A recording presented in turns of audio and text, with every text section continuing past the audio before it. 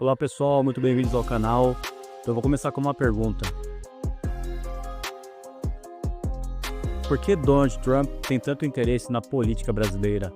E por que toda essa atenção pode revelar algo muito maior? Talvez uma movimentação geopolítica com implicações no hemisfério ocidental? With Brazil, we tariff them very high because of the fact that they're doing something that's, very unfortunate. I love the people of Brazil.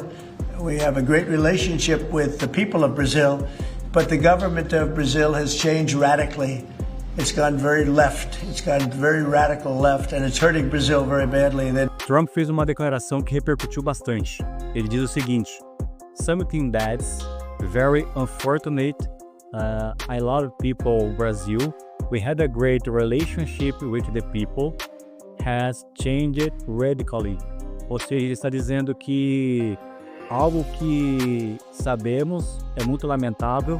Eu amo as pessoas do Brasil, nós temos um ótimo relacionamento, mas isso tem mudado radicalmente. Então, uma breve declaração, mas essa fala indica algo muito importante. Perceba que Trump, ele continua atento a tudo o que acontece aqui no Brasil. Isso demonstrando não só empatia pelo povo brasileiro, mas também uma preocupação com mudanças políticas que ele considera radicais. Revelar algo maior, talvez uma movimentação geopolítica com raízes mais profundas e implicações no hemisfério ocidental. Um pouco mais ampla, né? Com raízes na era Ronald Reagan. Aqui, deixa uma notinha de rodapé. O Ronald Reagan foi o 40º presidente dos Estados Unidos. Ele era pro lado mais conservador e neoliberal. E, segundo analistas, é um erro tentar entender Trump apenas pela ótica do momento atual. A sua política externa mira combater o que ele chama de radical left, ou seja, uma extrema esquerda, e que ele considera uma ameaça à liberdade nas Américas.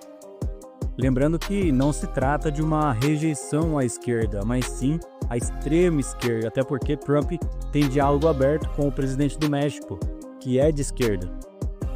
A crítica está voltada especificamente, e segundo Trump, seus aliados têm como objetivo implodir as bases da liberdade no hemisfério ocidental.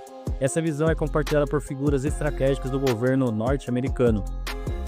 Um exemplo dessa postura concreta vem do Departamento dos Estados Unidos. No último 7 de setembro, o funcionário Darren Bay, responsável pela diplomacia pública e também pelas sanções da lei Magnitsky, ele publicou no antigo Twitter, o X, a seguinte frase: "Ontem marcou o dia da independência do Brasil. Foi um lembrete do nosso compromisso em apoiar o povo brasileiro, que busca preservar os valores da liberdade e da justiça." Para o ministro Alexandre de Moraes, os indivíduos cujos abuso de autoridade tem minado essas liberdades fundamentais, ele finaliza dizendo: "Continuaremos a tomar medidas apropriadas."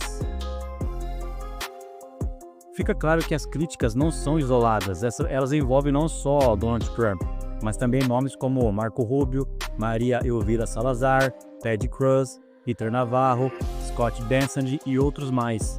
Todos eles compartilham uma mesma fonte ideológica, a crença de que a atual esquerda radical no Brasil não é apenas uma ameaça interna, mas sim uma ameaça regional, com conexões perigosas com o autoritarismo e até mesmo com o terrorismo.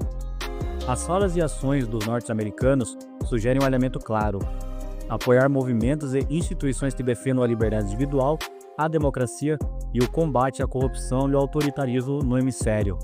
Portanto, amigos, não se trata de uma... O Dia da Independência do Brasil foi um lembrete do nosso compromisso em apoiar o povo brasileiro que busca... Fica claro que as críticas não são isoladas, elas envolvem... Bem, eu vou ficando por aqui. Se você gostou do conteúdo, deixe seu like, se não é inscrito, se inscreva no canal. Se não gostou, deixe uma crítica construtiva, também ajuda a crescer. Eu fico por aqui. Se gostou, deixa o like, se não é inscrito...